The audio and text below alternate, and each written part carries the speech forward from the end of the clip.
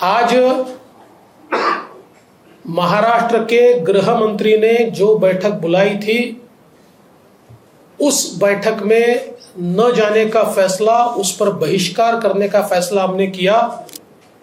इसका कारण पिछले 3-4 दिनों में महाराष्ट्र में जिस प्रकार से गैर जिम्मेदाराना पद्धति से पुलिस का उपयोग करते हुए विरोधी पार्टी के लोगों को जान से मारने की हरकत की गई, प्रयास किया गया, इसके बाद संवाद के लिए जगह कहां बचती है।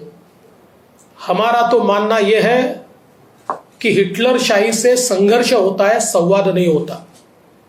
और अगर इस प्रकार की प्रवृत्ति यहां पर चलेगी तो हम भी उसका मुकाबला करेंगे। हमने मुंबई महानगर पालिका के भ्रष्टाचार के खिलाफ पोल खोल यात्रा निकाली। रोज इनके भ्रष्टाचार को हमने उजागर किया, कैसे इन्होंने मुंबई को लूटा, ये जनता के सामने लाया। तो हमारी यात्रा पर हमले हुए, हमारे एमएलएस पर हमले हुए, हमारे नेताओं पर हमले हुए। और इतना ही नहीं, जिस प्रकार से Kirit Somaiya Z protectee inform करके पुलिस स्टेशन जाते हैं और वहां पर ये कहते हैं कि बाहर लोग मुझ पर हमला करने वाले हैं, और पुलिस स्वयं उनको गुंडों के हवाले कर देती है। जिस प्रकार से मोहित कंबोज इनके ऊपर मॉब लिंचिंग का प्रयास होता है, ये सारी चीजें बिल्कुल स्पष्ट रूप से दिखती है कि ये सरकार विरोधियों को कुचलना चाहती है, जान से मारना चाहती है। और वैसे भी हम गृह मंत्री के बैठक में जाकर क्या करेंगे, क्योंकि उस बैठक में मुख्यमंत्री तो उपस्थित ही नहीं है और ये सारी चीजें मुख्यमंत्री जी के इशारे पर चल रही है। तो फिर ये बैठक से निकलने वाला क्या है।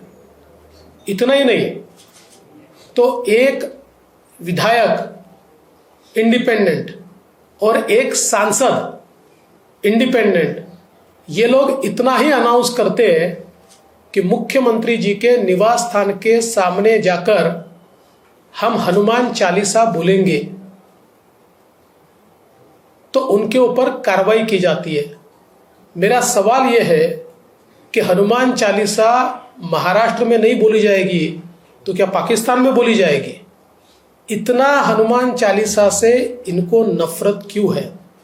और सबसे बड़ी बात यह है कि एक महिला को नामोहरम करने के लिए, एक महिला को पस्त करने के लिए हजारों लोगों को इकट्ठा किया जाता है, आने जाने वाले के ऊपर हमला किया जाता है, उनके घर में पुलिस भेजकर उनको अरेस्ट किया जाता है। और इसमें आश्चर्य की बात यह है कि राजद्रोह का, देशद्रोह का, सिडिशन का आरोप उनके ऊपर लगाया जाता है। अगर हनुमान चालीसा बोलना ये देशद्रोह होगा, ये राजद्रोह होगा, तो हम में से हर व्यक्ति ये राजद्रोह करेगा। हम सारे के सारे हनुमान चालीसा बोलेंगे, और अगर सरकार में हिम्मत है तो सरकार हमारे ऊपर राजद्रोह का गुनाह लगाकर दिखाए। लेकिन ये बात यहां तक नहीं रुकती है, इल्लीगली उनको अरेस्ट तो किया ही जाता है। इस प्रकार के अलग अलग गुनाह तो लगाए जाते ही है, लेकिन अभी अभी जो खबर आई है, उनको पुलिस कस्टडी में मिसट्रीट किया गया, उनको नीची जात का बच्चा बताकर उनके साथ दुर्व्यवहार किया गया, उनको पीने का पानी तक नहीं दिया गया। एक महिला सांसद को वॉशरूम जाने के लिए भी परमिशन नहीं दी गई। इस प्रकार से बदले की भावना से महाराष्ट्र में इससे पहले हमने कभी कार्रवाई नहीं देखी। हम तो महाराष्ट्र को पुरोगामी कहते हैं, लेकिन महाराष्ट्र में ऐसे अहंकारी लोग आज सत्ता में है कि जो अपने अहंकार के मद में लोकतंत्र को भूलकर, लोकतंत्र को पैरों तले दबाकर, लोकतंत्र को कुचलकर अपना राज चलाना चाहते हैं, मैं उनको चेतावनी देना चाहता हूं, हम संघर्ष करेंगे, हम डरते नहीं हैं। आप हमारे जान पर हमला करेंगे तब भी हम आपका भ्रष्टाचार बाहर निकालेंगे। और बहुत स्पष्ट रूप से मैं उनको कहना चाहता हूं कि आपके हमलों को वैसा ही जवाब देना हमको आता है। जिस प्रकार से आप हमारे साथ व्यवहार कर रहे हैं, आप तो पुलिस के भरोसे कर रहे हैं, पुलिस को साथ में लेकर कर रहे हैं, लेकिन हम वैसे ही जवाब देंगे। हम लोकतंत्र में विश्वास रखते हैं, इसलिए हम चुप हैं। लेकिन अगर पुलिस भी सरकार के साथ मिलकर हमारे ऊपर हमला करेगी तो ये समझ लेना चाहिए कि केरल में और बंगाल में हमारे सैकड़ों लोग मार दिए, फिर भी हमारा आवाज कोई दबा नहीं पाए। हम चुप नहीं बैठे, हम संघर्ष करें। तो महाराष्ट्र है, छत्रपति शिवाजी महाराज की भूमि है और यहां हमारी ताकत भी उतनी है। और इस प्रकार का जो दुर्व्यवहार इस सरकार की ओर से हो रहा है, ऐसे समय हम गृह मंत्री की बैठक में नहीं जा सकते, इसलिए हम नहीं गए। जहां तक लाउड स्पीकर का सवाल है, हमारी भूमिका स्पष्ट है। सुप्रीम कोर्ट और हाई कोर्ट के आदेशों का पालन होना चाहिए। जिस समय पुराने जमाने में हम भी देवी के नवरात्र में रात भर जगराता करते थे, हम भी गणेश जी के समय देर रात तक कार्यक्रम करते थे, लेकिन सुप्रीम कोर्ट ने जब से यह निर्णय दिया कि रात को 10 बजे के बाद लाउड स्पीकर नहीं चलेगा और केवल 15 दिन इसकी छूट दी जाएगी, तब से लेकर हमने 10 बजे के बाद हमारे कार्यक्रम बंद कर दिए। तो अगर सुप्रीम कोर्ट के आदेश का पालन हिंदू समाज करता है तो देश के सभी समाजों ने सुप्रीम कोर्ट के आदेश का पालन करना चाहिए। और अगर कोई करता नहीं है तो इस सरकार की जिम्मेवारी है कि सरकार उनके ऊपर कार्रवाई करे। Police commissioner, because he says that the Mumbai police has allowed the law and order situation to deteriorate at the behest of the government. Do you back Kirit Somaiya's demand? Kirit Somaiya जी के ऊपर जो हमला हुआ उसकी जिम्मेवारी फिक्स होनी चाहिए और इसमें जो जो दोषी है उसके ऊपर कार्रवाई होनी चाहिए। क्या पार्टी के स्तर पर आपका जो शीर्ष नेतृत्व है, प्रधानमंत्री हो या नड्डा जी हो, क्या आपने उनको जानकारी दी, उनका क्या कहना था? देखिए, मैंने इस संदर्भ में एक नोट गृह मंत्री जी को भेजी है, बाकी इनको हम अपने स्तर पर निपटेंगे। पैटर्न देखने को मिल रहा है कि जब भी मुख्यमंत्री पर हमला किया जाता है तो उनको घर में उसका जो गिरफ्तार करने की कोशिश की जाती है।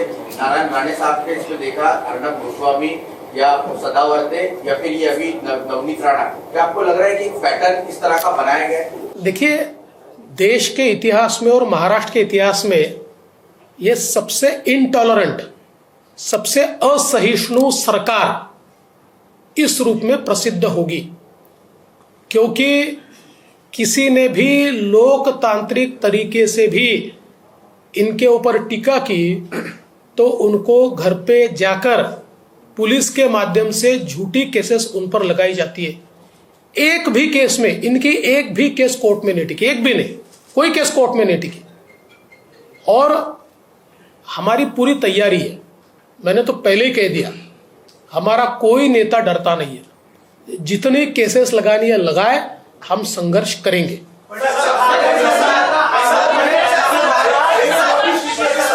ठाकरे सरकार का आरोप है कि महाराष्ट्र में जो भी स्थिति उत्पन्न हो रही है, बीजेपी जानबूझ के साजिश रची है कि यहाँ पर राष्ट्रपति शासन लगाया जाए। आपकी क्या भूमिका? ऐसा है, रोने वाले लोग हैं, ये खुद ही खुद को झापड़ मारते हैं और जोर जोर से रोते हैं, मारा मारा मारा।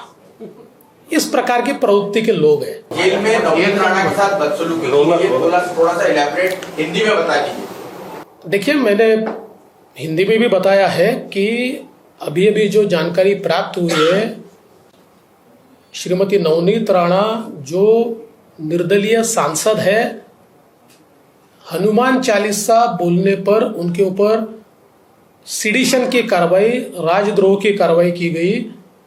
उनको पुलिस कस्टडी में डाला गया। वे दलित समाज से, शेड्यूल कास्ट से आती है। उनको उनके समाज के ऊपर से गाली दी गई।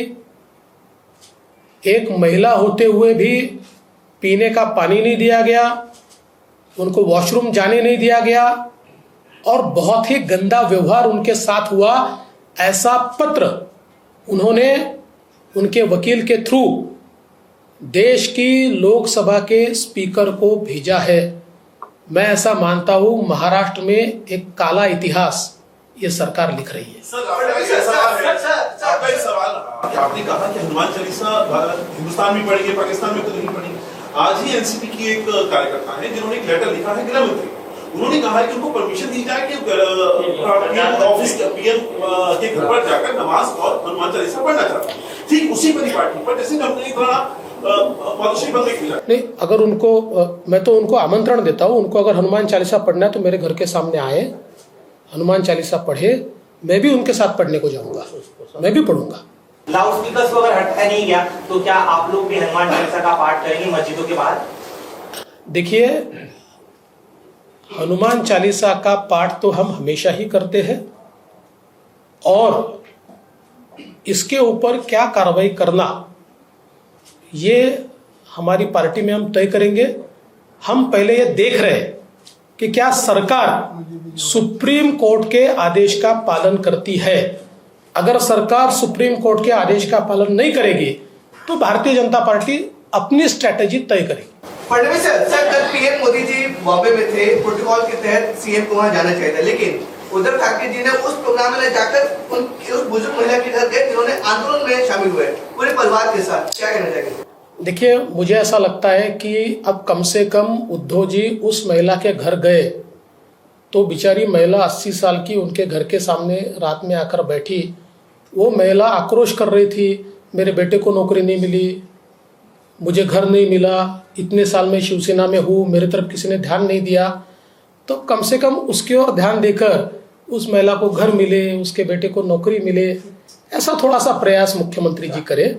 और साथ साथ ये भी अपेक्षा है कि एसटी के स्ट्राइक में जिन कर्मचारियों ने आत्महत्या की उनमें से किसी के घर भी मुख्यमंत्री जी जाए, थोड़ी संवेदना दिखाए। जिन किसानों ने आत्महत्या की है उनमें से एक आधे किसान के घर में मुख्यमंत्री जाए, थोड़ी संवेदना दिखाए।